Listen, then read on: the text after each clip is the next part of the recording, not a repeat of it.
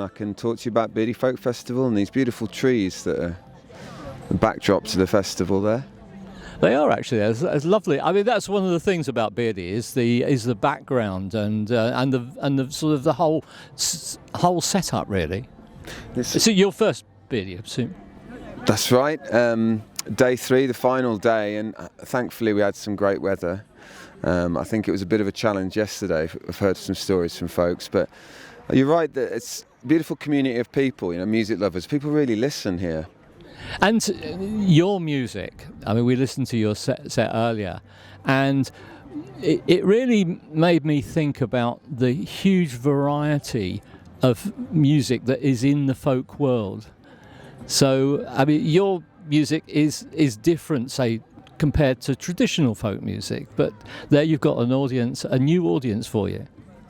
Yeah, I'm telling stories. I think for me that's the definition of folk music, but it's an ongoing debate, isn't it? One that we all enjoy getting our teeth into. But I think, you know, I've done this project called Voices from the Cones, which is about the history of glassmaking in Stourbridge, and I was given this oral history archive that was made around the time the factories closed, the last glassmaking factories, and the factories were the hub of the community. You know, some people were kind of married and wed, met their partners, you know, within the glassworks, and I just focused in on individual stories and family stories, and I mean, for me, that is folk music. You know. So, yes, and what you're doing, I think, is you're bringing to life a community, a way of life, and you're taking that to people in other areas that wouldn't have experienced that in the same way.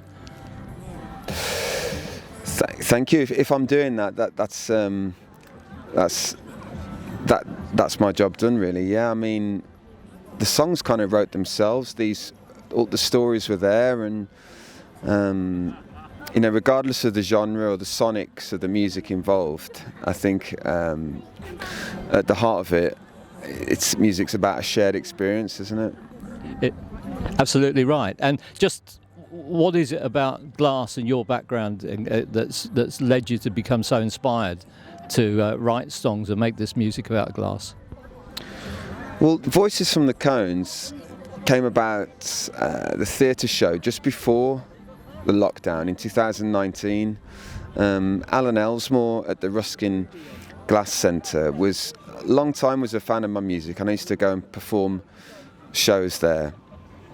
And the Heritage Lottery Fund came along, and they had this opportunity to write a theatre show about the glassworkers' stories and lives. And together with the poet John Edgar, we set about writing this theatre show together. And then, of course, the pandemic happened, and I suffered an ear injury and found myself sort of stranded in some ways, landlocked in Japan, and I began living through the glass, and it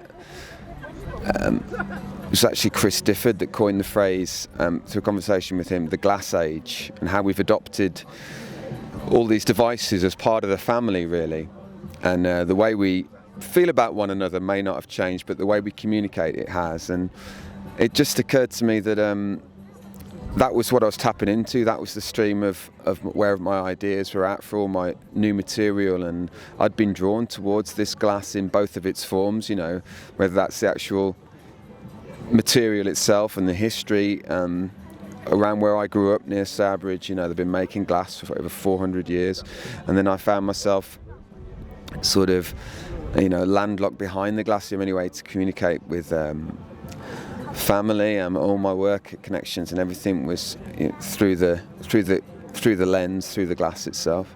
Fascinating. Well, good luck with the tour and taking these stories around the country.